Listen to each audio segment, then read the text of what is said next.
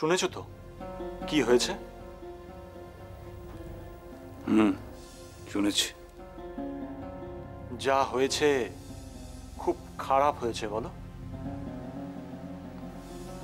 তা তো নিশ্চয়ই। সিংহলের এত বড় একটা ক্ষতি হয়ে গেল। কিন্তু কাদের লাভ হলো বলো তো? সে আমি কি জানি। না মানে তুমি তো সবই জানো, তাই তোমার পক্ষে বলতে পারাটাই স্বাভাবিক। কি জানি আমি? এই কারা সিংহলের বন্ধু, কারা সিংহলের শত্রু, আর নিশ্চয়ই শত্রুরাই এই জঘন্য কাজটা করেছে।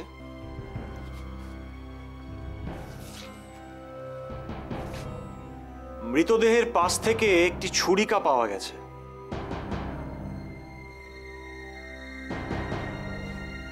তাই নাকি? কিরকম সেই ছুরিকা? ভিনদেশি ছুরিকা। ছুরিকার হাতলে একটি রাত চিহ্ন অঙ্কিত রয়েছে, হরিপুঞ্জয়ের রাত চিহ্ন। ও, তাহলে কি ধরে নেব হরিপুঞ্জয়ই এই হত্যাকাণ্ডের সঙ্গে জড়িত? যেহেতু হরিপুঞ্জর অস্ত্র ওখানে পাওয়া গেছে, তার মানে সেটাই তো দাঁড়ায়। কিন্তু এই কাজ করে তাদের কি লাভ? প্রাক্তন প্রধানমন্ত্রী মশাইয়ের সঙ্গে তাদের কিসের শত্রুতা? জয়দ্রথ, তুমি আমাকে এত কথা জিজ্ঞেস করছো কেন বলো তো? রাগ করছো কেন? না, আমি রাগ করিনি। আমি রাগ করিনি। তোমাকে কেন জিজ্ঞেস করছি জানো? দেখো, আমি তো দীর্ঘ সময় দেশের বাইরে ছিলাম। সিংহলের রাজনীতি সম্পর্কে তুমি আমার থেকে বেশি জানো, সেজন্যই আমি। যাই হোক, এই মুহূর্তে আমার মাথা কোনো কাজ করছে না।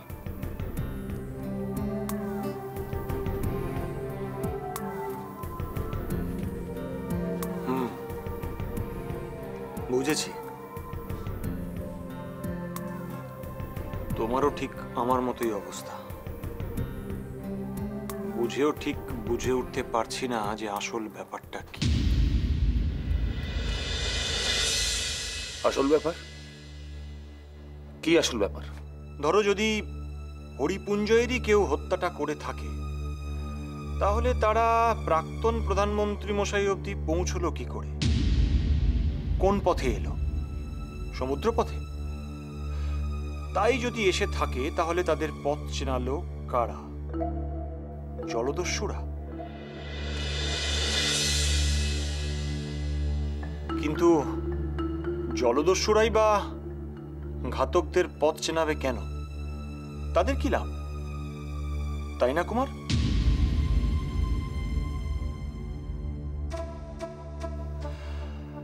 ধরো, যদি অন্য কারোর লাভ থাকে, তারাই জলদস্যুদের এই কাজের দায়িত্বটা দিয়েছে।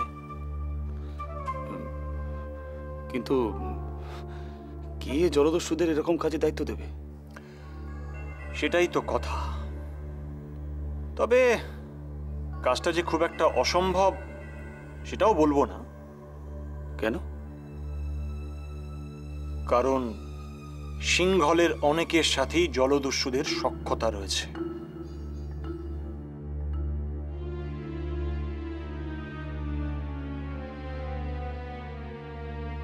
কি হলো কুমার, কিছু বলো। তোমার কি আমার সাথে বিশেষ কোনো প্রয়োজন ছিল? হ্যাঁ, ছিল তো। আমি আসলে তোমাকে ধন্যবাদ জানাতে এসেছি। কিসের জন্য? তুমি 3 দিনের রাষ্ট্রীয় শোক পালন করার কথা ঘোষণা করেছো, তাই। খুব ভালো করেছো কুমার, খুব ভালো করেছো। কি জানো তো, প্রাক্তন প্রধানমন্ত্রী মশাইয়ের এই মৃত্যুটা দেশের মানুষ কিছুতেই মেনে নিচ্ছে না। তারা সবাই ক্ষুব্ধ। তারা বারবার কতগুলো প্রশ্ন তুলছে। কি প্রশ্ন? কে সেই কাপুরুষ যে এই হত্যাকাণ্ডটা করেছে? তারপর সভার দিনেই কেন হঠাৎ এই হত্যাকাণ্ডটা ঘটলো, এই সমস্ত প্রশ্ন আর কি। তাহলে ওই শোক পালনের প্রস্তাবটা দিয়ে আমি খুব ভালোই করেছি বলো জয়দ্রথ। কারণ মানুষ যখন এই 3 দিন শোক পালনে ব্যস্ত থাকবে, তখন আমরা সময় পেয়ে যাব আসল হত্যাকারীকে খুঁজে বার করার। হত্যাকারী আমাদের জন্য বসে রয়েছে, নির্দেশ পালন করে সময় মতো ঠিক গা ঢাকা দিয়েছে। ঠিকই বলেছো জয়দ্রথ। তুমি আমাকে একটা সাহায্য করবে, একটা কাজ করে দেবে? নিশ্চয়ই, বলো কি কাজ। তবে হ্যাঁ, তোমাকে মুক্তি দেওয়ার কাজটা আমাকে করতে বলো না, সে কাজটা আমি করতে পারবো না। আমি দেবী মীনাক্ষীর সঙ্গে দেখা করে তাকে সমবেদনা জানাতে চাই। বলো তুমি তার ব্যবস্থা করতে পারবে? কিন্তু তুমি তো নজরবন্দি, এই অবস্থায় কি সেটা? আমি জানি, কিন্তু একটা জিনিস ভেবে দেখো তো, দাদা এখানে থাকলে তিনি কাজটা করতেন, তিনি যেতেন। তাই তো আমাকে দায়িত্বটা নিতে হবে। রাজপরিবারের পক্ষ থেকে কাউকে না কাউকে গিয়ে কাজটা করতে হবে। কিন্তু এখন তো আর কেউ নেই, তাই বলছিলাম। ঠিক আছে, আমি কথা দিতে পারছি না, তবে নিশ্চয়ই চেষ্টা করব।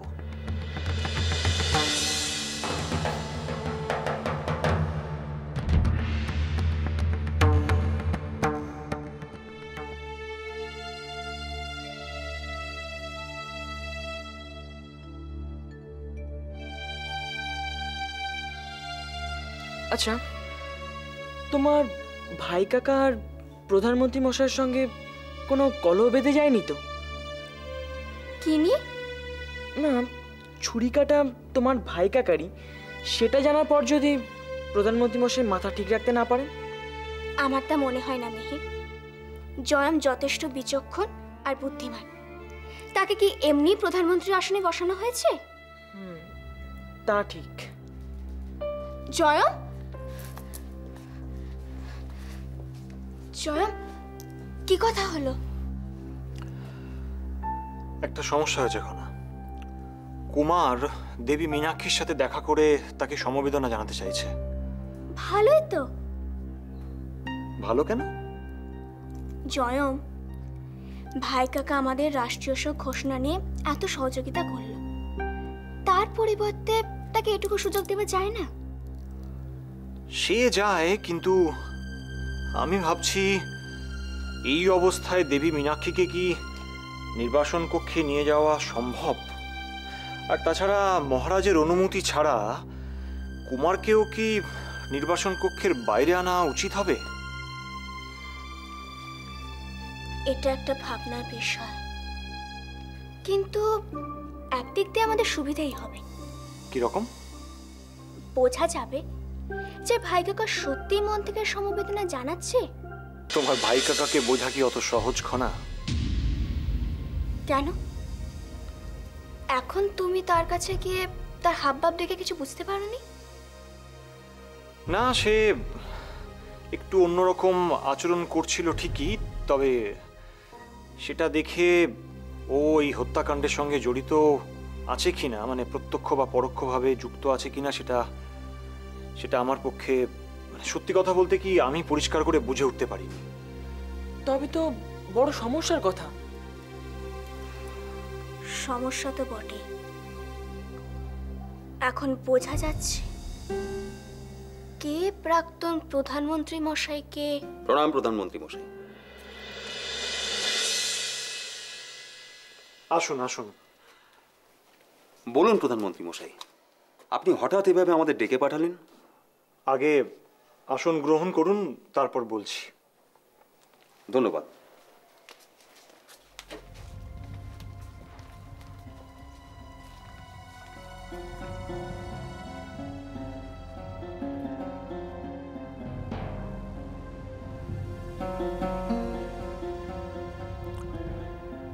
দেখুন, আমি আপনাদের ডেকেছি ঠিকই, কিন্তু যা বলার তা রাজকুমারী খনাই বলবে। অবশ্য যদি আপনাদের কারোর আপত্তি না থাকে। এতে আপত্তির কি আছে প্রধানমন্ত্রী মশাই? দেশের এই দুর্দিনে মহারাজের অনুপস্থিতিতে তো আমাদেরই হাল ধরতে হবে। আপনারা কি বলেন?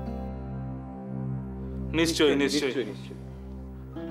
বলো খানা, আমরা কিভাবে তোমাকে সাহায্য করতে পারি?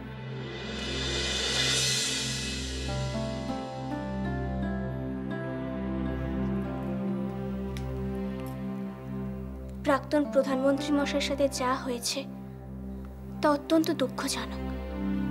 আর আমাদের সিংহলেরও সমূহ ক্ষতি হয়েছে। হ্যাঁ, সে তো অবশ্যই। আর এমন ক্ষতি যা আগামী কয়েক দশকে পূরণ করা সম্ভব নয়। আর উনি যা আমাদের দেশের জন্য করেছেন সে তো ভাবাই যায় না। নিশ্চয়ই নিজের সারা জীবন এইভাবে সিংহলের জন্য উৎসর্গ করে দেওয়ার যে উদাহরণ, এরকম নজিরও এই দেশে বড় একটা নেই। তাই আমরা স্থির করেছি আগামী 3 দিনের জন্য সিংহলের রাষ্ট্রীয় শোক পালন করা হবে।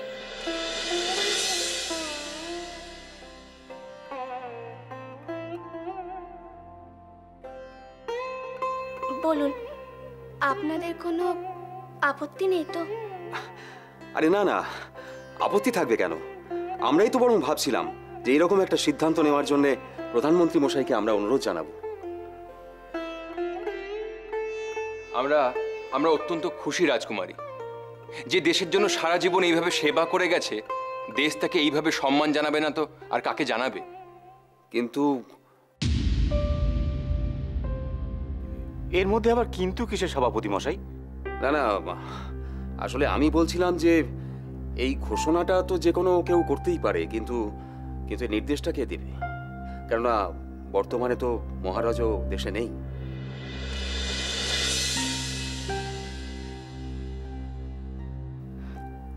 কোনো চিন্তা নেই সভাপতি মশাই,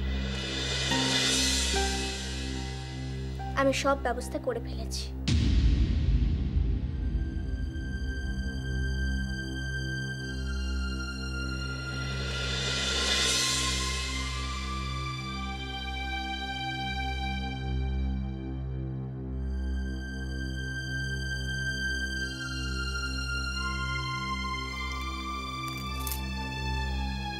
এটা কি?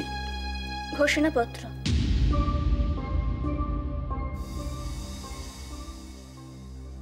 আর এর তলা স্বাক্ষরও করা আছে।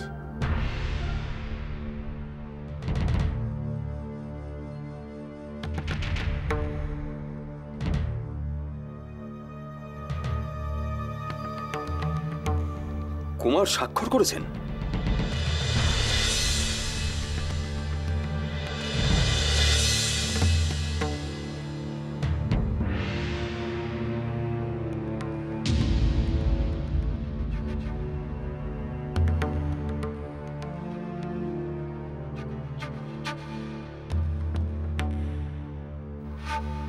কুমার স্বাক্ষর করতে রাজি হয়ে গেলেন? খনা, তাকে কি করে রাজি করালে? ভাই কাকার স্বাক্ষর পাওয়া গেছে, সেটাই বড় কথা। এবার বলুন, সমস্যা মিটল কিনা? কিন্তু কুমার তো এখন শাস্তি ভোগ করছেন। এই সময় স্বাক্ষর গ্রহণযোগ্য হবে কি? নিশ্চয়ই হবে। কেন হবে না পূর্তমন্ত্রী মশাই? হাজার হোক তিনি এখনো এদেশের রাজকুমার, এবং মহারাজের অনুপস্থিতিতে এই সিদ্ধান্ত তিনি নিতেই পারেন।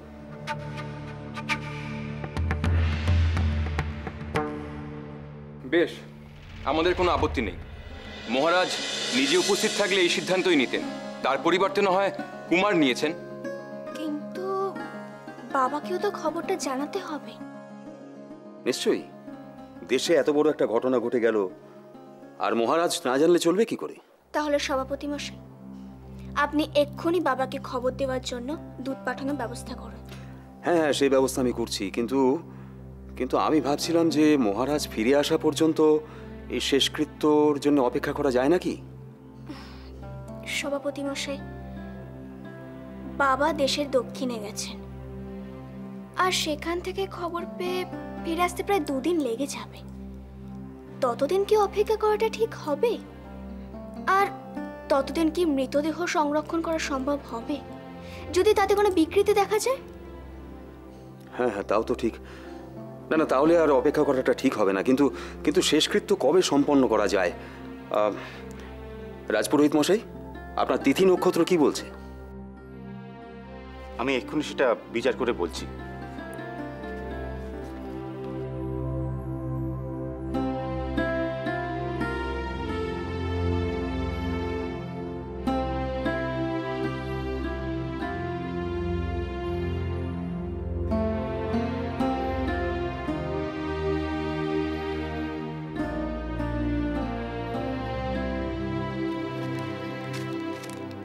কাল সকালে শেষ কৃত্য সম্পন্ন করা শুভ, তাতে আত্মার মোক্ষ লাভ এবং স্বর্গপ্রাপ্তি নিশ্চিত।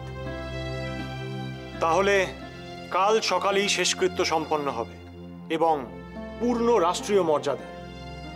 স্বাস্থ্যমন্ত্রী মশাই, বলুন প্রধানমন্ত্রী মশাই।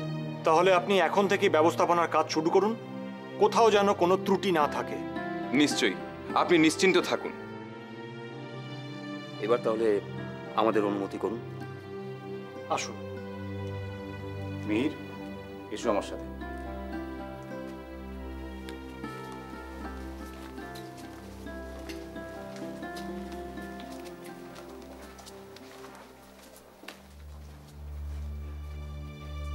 জয়, আমি তোমাকে একটা কথা বলতে চাই। এই মুহূর্তে যদি কেউ দেবী মীনাক্ষী বাসে সর্বক্ষণ থাকে তাহলে খুবই ভালো হয়। হ্যাঁ, আমিও তো সেই কথাই ভাবছিলাম। কিন্তু জয়ম, এই দায়িত্বটা কাকে দেওয়া যায় বলো তো? কেন? তোমার ঋদ্ধিমণিকে? সেই সবচেয়ে ভালো এই দায়িত্বটা পালন করতে পারবে। কিন্তু ঋদ্ধিমণি কি রাজি হবে? হ্যাঁ, এই মুহূর্তে তাকে রাজি করানোটা কঠিন কাজ। তবে একটু বুঝিয়ে বলতে পারলে ও নিশ্চয়ই আপত্তি করবে না। ঠিক আছে জয়, আমি ঋদ্ধিমণিকে আপ্রাণ বুঝিয়ে যাওয়ার চেষ্টা করব।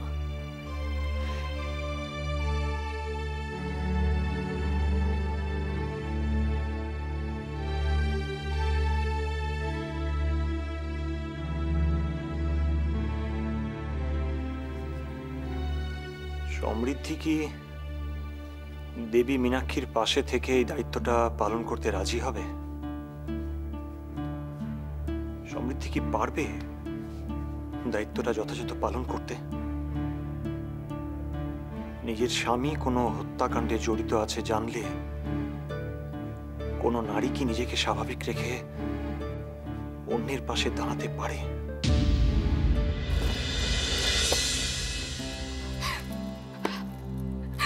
অলংকার, এইসব অলংকার আমার চাই না। চাই না আবার কোনো অলংকার।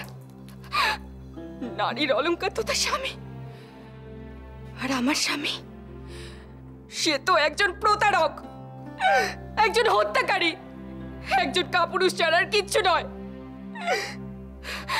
জানি না আমি পূর্বজন্মে কি পাপ করেছিলাম যে এই জন্মে আমাকে এরকম একজন মানুষের স্ত্রী হতে হয়েছে। মনে হচ্ছে মাটিতে মিশে যাই, মাটিতে মিশে যাই আমি।